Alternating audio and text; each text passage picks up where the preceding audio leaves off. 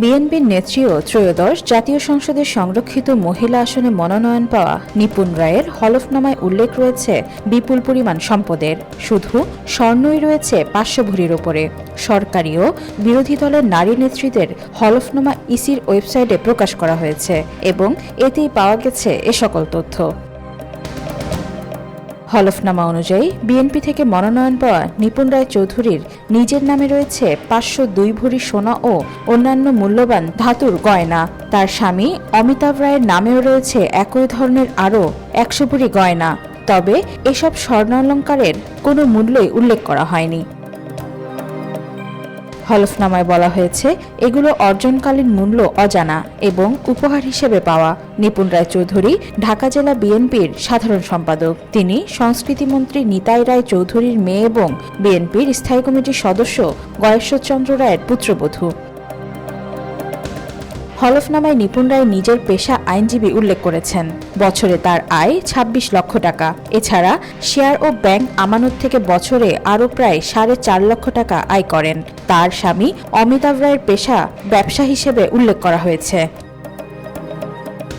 নিপুণ রায়ের নামে 1,13,21,000 টাকার স্থায়ী আমানত রয়েছে। তার নামে থাকা দুটি বাড়ির ক্রয় মূল্য 1,11,00,000 টাকা। সব মিলিয়ে নিজের নামে থাকা স্থাবর অস্থাবর সম্পদের বর্তমান মূল্য প্রায় 10,50,00,000 টাকা উল্লেখ করা হয়েছে। অন্যদিকে তার স্বামীর নামে অস্থাবর সম্পদের মূল্য 3.5 কোটি টাকার বেশি। স্থাবর সম্পদের মধ্যে একটি ফ্ল্যাটের কথা উল্লেখ করেছেন নিপুণ রায়। ফ্ল্যাটটি 85,20,000 টাকা দিয়ে কেনা হলেও এর অবস্থান হলফনামায় উল্লেখ করা হয়নি। হলফনামা অনুযায়ী নিপুণ রায়ের নামে 1,19,00,000 টাকার ব্যাংক ঋণ ও ব্যক্তিগত দায় রয়েছে। স্বামী ও স্ত্রী মিলিয়ে তাদের কাছে নগদ অর্থ রয়েছে মোট 76 লক্ষ টাকা। এর মধ্যে নিপুণ রায়ের নিজের নামে রয়েছে 13,29,000 টাকা।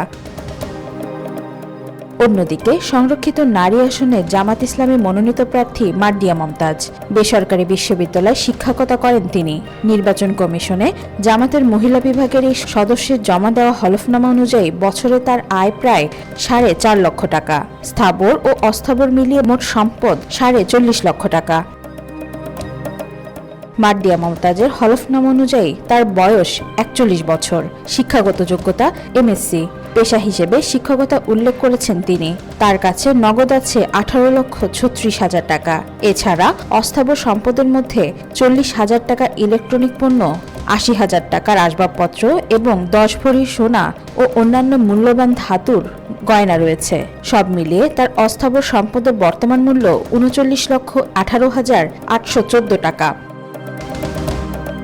তার স্বামী আবুল কাশেম পেশায় বেসরকারি চাকরিজীবী। হলফনামার তথ্য অনুযায়ী আবুল কাশেমের অস্থাবর সম্পদের পরিমাণ 57,62,000 টাকা।